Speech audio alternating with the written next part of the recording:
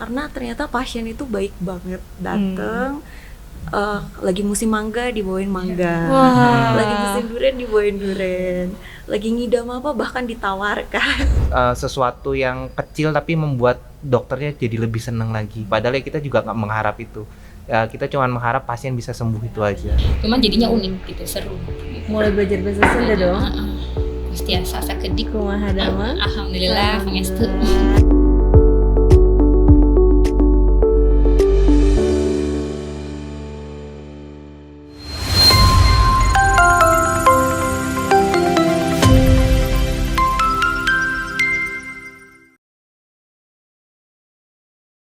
Assalamualaikum Sobat Geo semua, saya Laras Anissa bakalan nemenin Sobat Geo semuanya dalam acara Bincang Kesehatan. Dan kali ini di episode pertama kita kedatangan tamu spesial, yaitu para dokter spesialis dari Rumah Sakit Nur Hayati Kabupaten Garut. Ada Dokter Andina Destiani, kemudian juga ada Dokter Charles Budiman, dan ada Dokter Maria Wahyuni. Alhamdulillah ya, cantik-cantik dan ganteng-ganteng nih dokter-dokter yang ada di Rumah Sakit Nur Hayati ini. Apa kabarnya nih para dokter? Baik semuanya. Baik. Alhamdulillah baik ya. Di tengah isu-isu Covid yang mulai masuk lagi katanya ke beberapa negara di sini, masih aman, sehat, bahagia? Sehat alhamdulillah. Alhamdulillah ya, aman alhamdulillah. Nih, aku pengen nanya nih, udah berapa lama sih jadi dokter spesialis? Boleh dari siapa dulu yang mau jawab? Kalau saya 4 tahun. 4 tahun? Ya, 4 tahun udah jadi spesialis bedah. Kalau dokter? Kalau saya kurang lebih 2 tahun. Kalau saya paling junior 1 tahun. 1 tahun, oke. Ada yang 4 tahun, ada yang 2 tahun, ada yang 1 tahun juga. Dan kita pengen nanya ke pengalaman pribadi dulu ya sebelumnya kita nanya tentang rumah sakitnya. Latar belakangnya ingin menjadi seorang dokter itu apa sih? Dan kalau boleh tahu kayak keunikan apa aja yang terjadi selama proses menjadi seorang dokter spesialis? Silakan. Saya dulu nih. Boleh. Kenapa pengen jadi dokter? Karena penasaran aja, di keluarga nggak ada yang jadi dokter gitu. Jadi saya pengen mencoba jadi dokter. Terus keunikannya jadi dokter spesialis ya sekolahnya sih. Sekolahnya unik. Pas udah lulus ya seperti praktek pada umumnya aja. Tapi perjuangan sekolahnya unik. Nah, karena banyaknya kita juga bukan dari kesehatan ya, maksudnya para sobat GU juga emang dari latar belakang yang banyak banget berbeda-beda.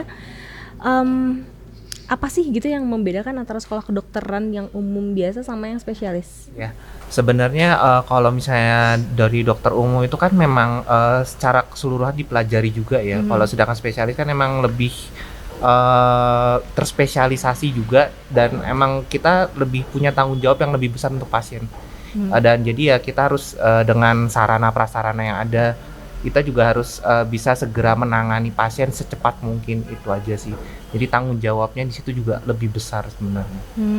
Dan kalau misalkan dokter spesialis ini kita milih sendiri atau emang dipilihin gitu?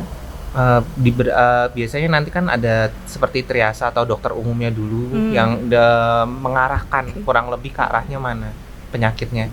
Jadi memang kalau memang arahnya suatu kegawatan ke arah bedah, misalnya mungkin usus buntu, ya harusnya ke bedah. Misalnya ternyata muntah darah, ya itu mungkin ke penyakit dalam, misalnya atau stroke, ya tergantung dari penyakitnya masing-masing. Jadi nanti kemudian diarahkan. Oh, kalau dokter sendiri udah pilih nih mau jadi dokter spesialis penyakit dalam? Iya. Oh, udah milih sendiri. Kalau misalnya dari dokter umum ke spesialis itu biasanya kita harus memilih sendiri, maksudnya minat kita di mana. Jangan sampai ya namanya kan juga kalau bisa hobi itu jadi suatu pekerjaan kayak gitu, maksudnya sesuatu yang disenangi lah ilmunya. Jadi ya selain kita juga menyenangi, kita juga bermanfaat buat masyarakat. Betul sekali. Tapi passion ya. Passion ya. Kalau dokter Maria nih gimana nih? Gimana? Yang apakah memang tertarik di spesialis syaraf dari awal gitu, aku mau jadi dokter spesialis syaraf gitu dari awal? Oh iya, Atau gimana? memang kalau awal pertama kali saya tertarik sama kepribadian orang. Kemudian ternyata ada tumor-tumor yang bisa merubah kepribadian orang. Kemudian pernah ada juga cedera kepala yang menyebabkan perubahan perilaku pada orang itu. Kemudian saya juga ketemu pasien yang ternyata epilepsi kejang dan anaknya itu tiba-tiba nggak bisa bicara.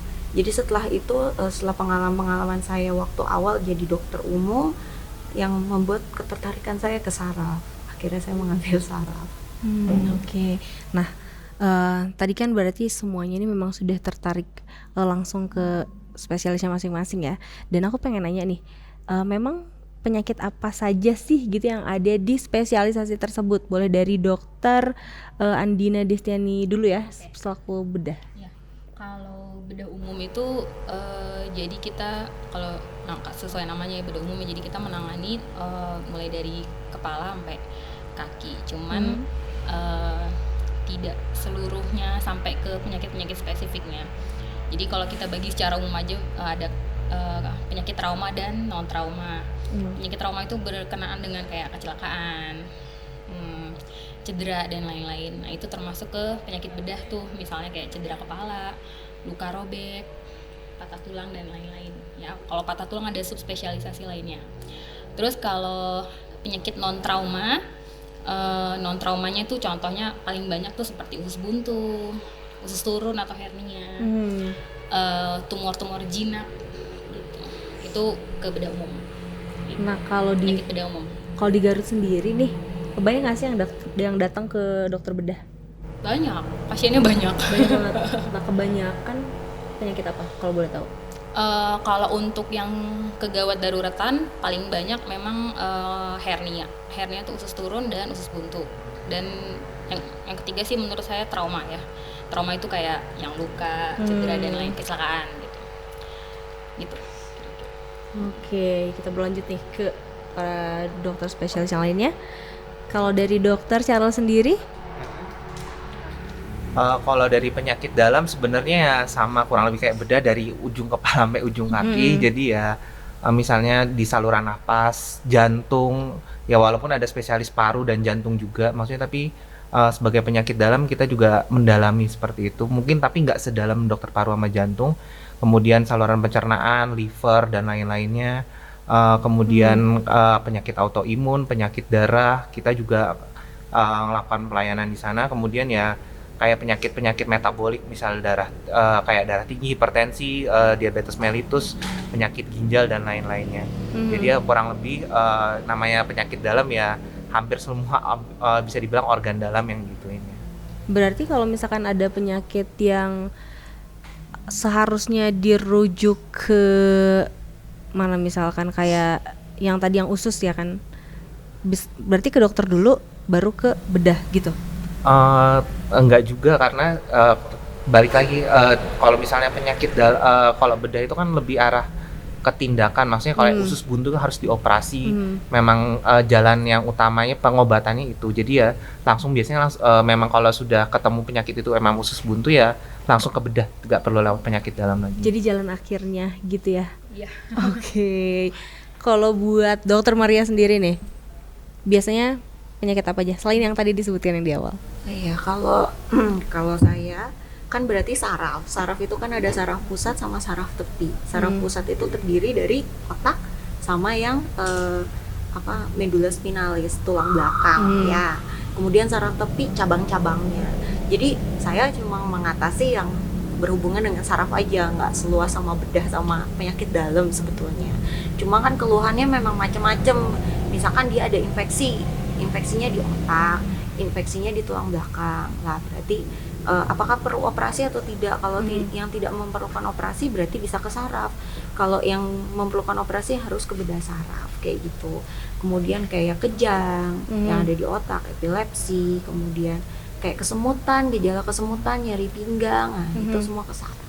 Nah berarti ini tuh masyarakatnya dia harus tahu dulu ya, kayak mau kemana dulu. Misalkan kayak saya punya penyakit nih, terus pakai BPJS kan bisa ditanya tuh kayak nantinya ke dokter mana atau misalkan diarahin sama dokternya. Kalau misalkan nggak diarahin pasti ditanya maunya ke rumah sakit mana, ke dokter siapa. Nah kalau misalkan salah nih kayak rujukannya nanti bakalan dialihkan lagi atau gimana? Kalau misalkan rujukan itu biasanya udah ditentukan oleh dokter umum. Ya kan di klinik Pratama biasanya dilihat dulu tuh ternyata arahnya ini ke bedah, ternyata sakitnya arahnya lebih ke usus buntu, langsung dibikin rujukan ke bedah. Kalau misalkan ternyata nyerinya ulu hati, lebih ke nyeri lambung kayak gitu, maka diberikan ke penyakit dalam. Kalau misalkan saya biasanya cuma kesemutan, nyeri menjalar, kemudian sakit kepala, bisa ke saraf. Oke, nah mostly wargi Garut nih kalau datang ke Dokter Maria keluhannya apa? Paling banyak sih sebetulnya penyakit stroke ya. Kan karena kan memang penyakit stroke itu juga merupakan komplikasi terbesar di Indonesia. Kemudian stroke, nyeri pinggang, saraf kejepit, itu yang paling banyak sih. Nah, saraf kejepit. Tadi kita sempat ngobrol juga ya di belakang tentang saraf kejepit ini. Memang ada beberapa kepercayaan tentang dokter, tentang medis dan non medis gitu ya. Terkadang yang pijat-pijat kayak gitu. Sebetulnya lebih manjur penanganan yang mana sih? Maksudnya kayak apakah memang dia tuh harus dicek dulu ke dokter untuk misalkan kayak biar langsung sembuh atau langsung tepat gitulah, atau bisa ke yang lain dulu? Mungkin kalau yang pertama ke dokter umum aja sebetulnya sudah cukup untuk mengecek dulu apakah ada misalkan trauma. Nah seperti kayak dokter Andina tadi ngomong, trauma itu misalkan ada patah tulang atau enggak. Karena kalau pijat dilakukan pada patah tulang itu akan membuat keadaan semakin parah.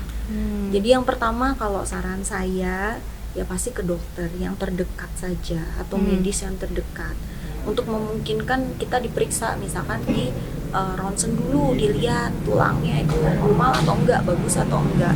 Kalau misalkan ternyata dalam keadaan baik-baik aja, mungkin kalau misalkan ingin mencoba alternatif ya diperbolehkan. Tetapi kalau misalkan ada sesuatu, justru kalau dipijat takutnya malah memperberat.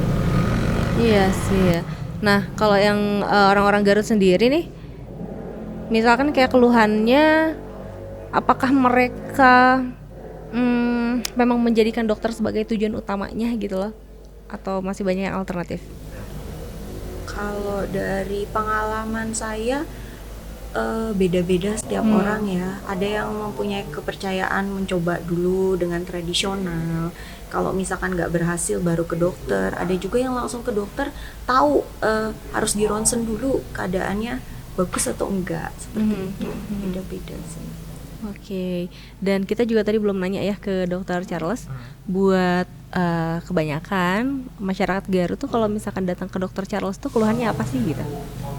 Rata-rata sih ya penyakit yang tidak menular ya, maksudnya sekarang kan memang trennya bukan penyakit menular. Kalau zaman dulu kan tipes dan lain-lain, demam berdarah.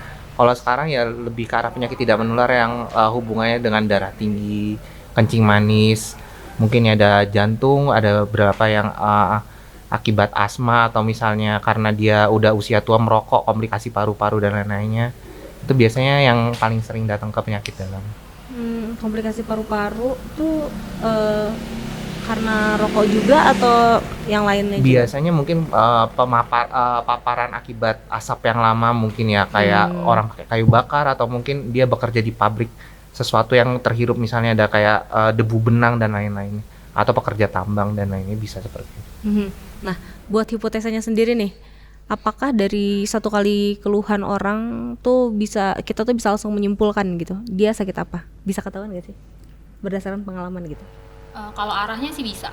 Kalau dari dari keluhannya, dari keluhan pasien, dari kita meriksa pasien itu sebenarnya kalau untuk arah 80% kita udah bisa tahu penyakitnya apa. Cuma memang kita membutuhkan, kalau sekarang kan teknologi ya, kita membutuhkan 20% itu sisanya kita membutuhkan teknologi untuk membantu menegakkan gitu, kayak X-ray, CT scan atau lab dan lain-lain gitu.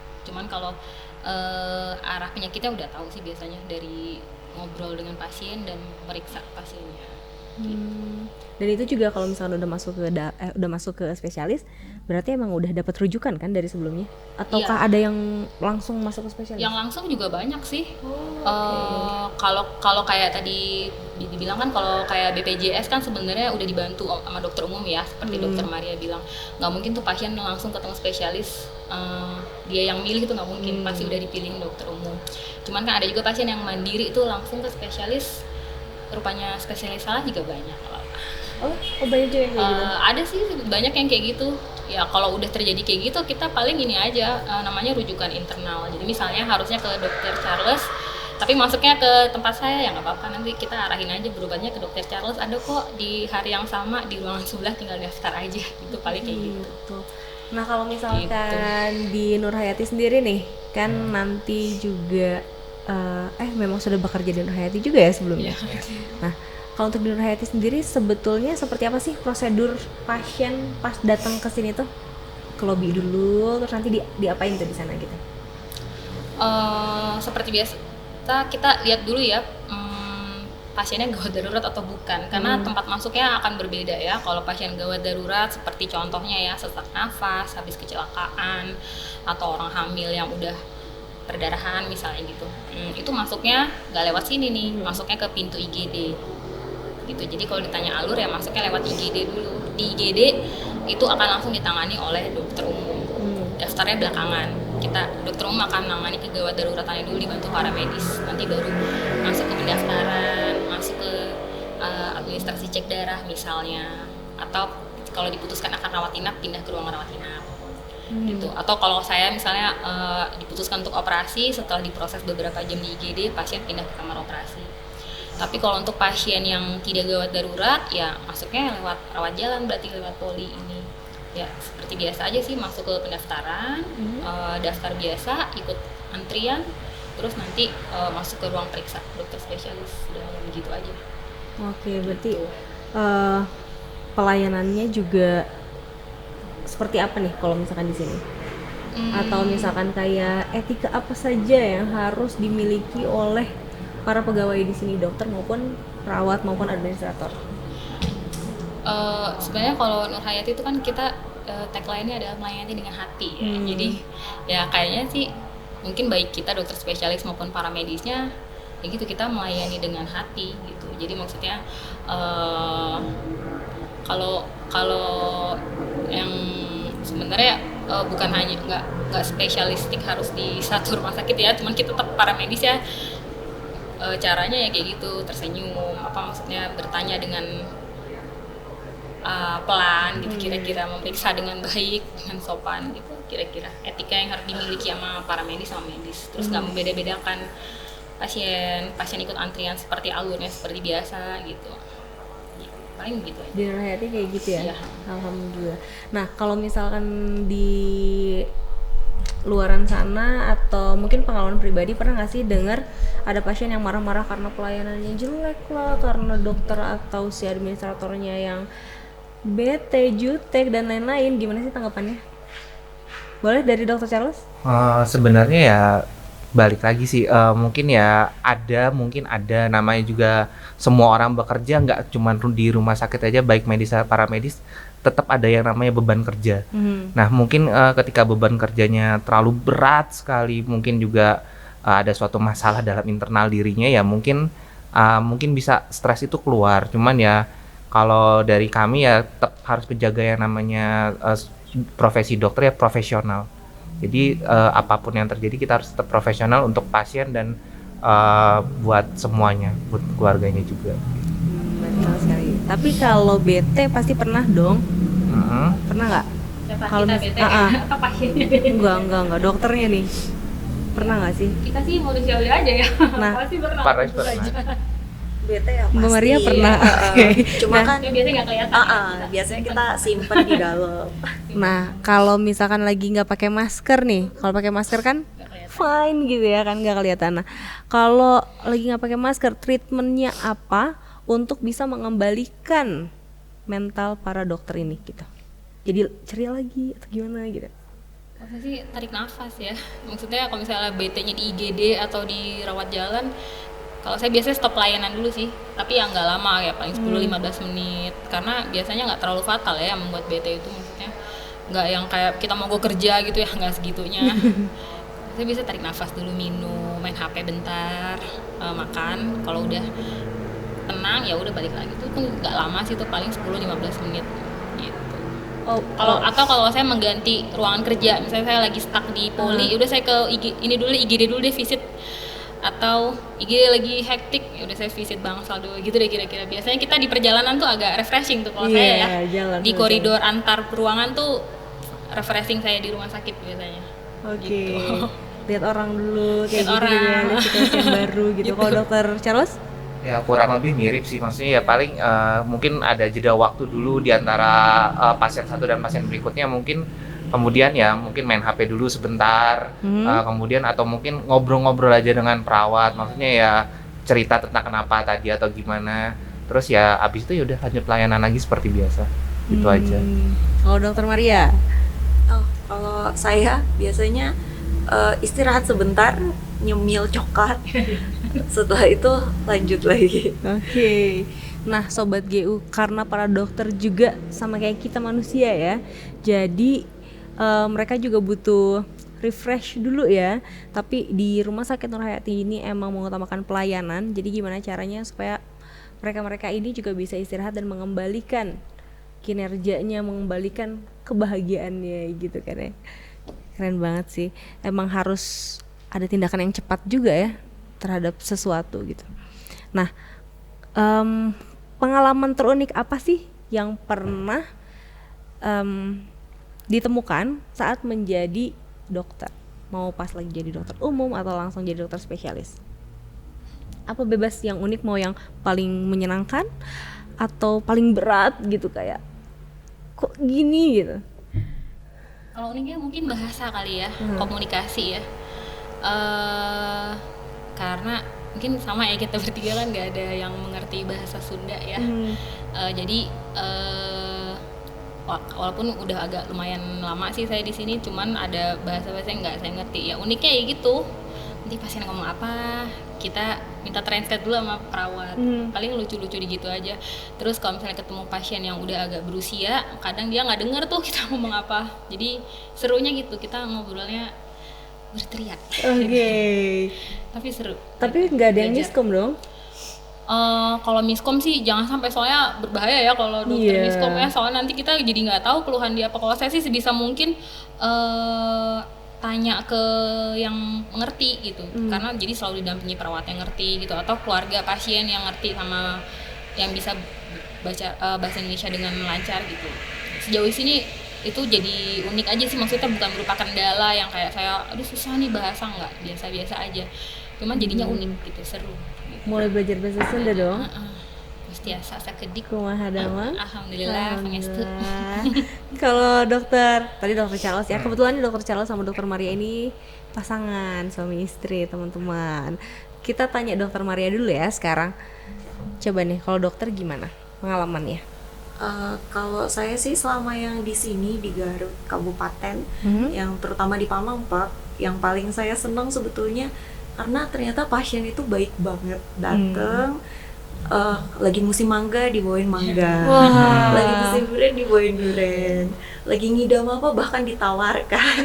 Jadi seperti keluarga benar-benar pasien. Jadi saya sangat senang sekali, benar-benar. Kalau di daerah kota belum tentu seperti itu. Iya betul. Tapi kalau di sini ya ampun, senang banget. Benar-benar ditawarkan semuanya, sampai saya ngidam apa aja ditanya. Oh, pernah dapat apa nih yang sangat membahagiakan gitu? Semua kalau lagi ngidam pasti seneng banget ya, begitu dapat makanannya, kayak pingin combro terus tiba-tiba dibawakan gitu, itu seneng gitu ya? banget. Oh, dan emang pasiennya rata-rata jadi saling mengenal? Ya, Jadi saling mengenal, jadi dia continue datang bahkan ke dokter ada yang gitu?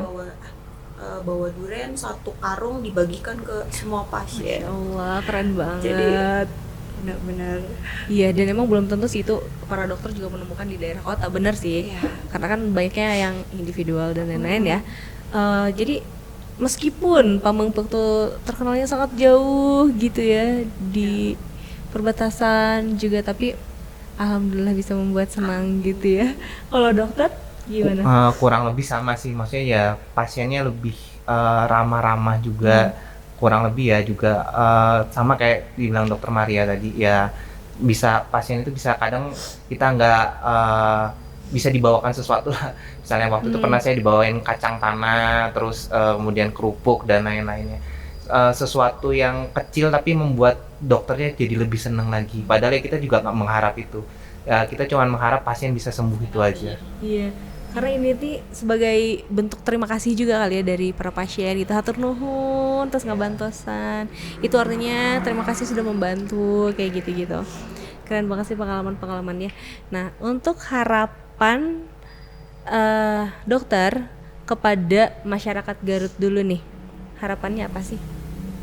Kalau harapan dari kami ya sebenarnya pasien sih kalau bisa sehat, cuman kalau memang mau berobat silahkan dengan adanya Nur Hayati di Cikajang ini lebih memudahkan akses lah. Jadi kan biasanya pasien dari Pamengpeuk ke Garut pun jauh, misalnya butuh suatu fasilitas yang lebih, atau mungkin daerah Cisompet atau daerah tempat lainnya. Jadi bisa lebih dekat dan memudahkan pasien lah. Jadi ya kalau memang mau berobat ya pun nggak apa-apa, kita tetap melayani dengan baik kapanpun itu. Ada tambahan nih untuk harapan untuk masyarakatnya? Iya sih, kalau untuk khususnya untuk Nur Hayati yang di Cikajang ini sih kita berharap semoga dengan dibukanya rumah sakit ini warga di sekitar Cikajang ini akan punya akses fasilitas kesehatan yang lebih dekat gitu dengan rumahnya kayak gitu sih. Insya Allah semoga kita bisa membantu ya gitu. Terus sebenarnya kita juga pengen ada feedback ya, semoga nanti warga Cikajang memberikan feedback saran atau gimana gitu. Pengennya bagaimana gitu. Oke. Dan memang di Cikajang ini Rumah Sakit Nur Hayati ini merupakan rumah sakit yang pertama ya yang ada di sini. Ya. Dan perbedaannya apa nih dari Rumah Sakit Nur Hayati yang di Garut? Ini masih Garut sih, Cikajang itu Garut ya. Ini udah keismain sama wargi Garut ya. Kalau misalnya ngomong Garut tuh yang Garut kota, Pengkolan gitu. Kalau buat orang-orang luar Garut biasanya nyebut Cikajang juga Garut sih, tapi memang udah jadi warga lokal yang ya. Nah, kalau perbedaannya apa nih rumah sakit yang baru ini dengan Rumah Sakit Nur Hayati yang sebelumnya? Ya yang pertama sih lokasi ya. Yang kedua mungkin karena baru akan dibuka ya, jadi bidang subspesialisasinya masih belum sebanyak yang di Garut. Jadi mungkin perbedaannya jumlah spesialisnya masih belum terlalu banyak. Cuman kan nanti ke depan insya Allah berkembang sama aja sih dengan Nur Hayati yang ada di kota Garutnya. Gitu.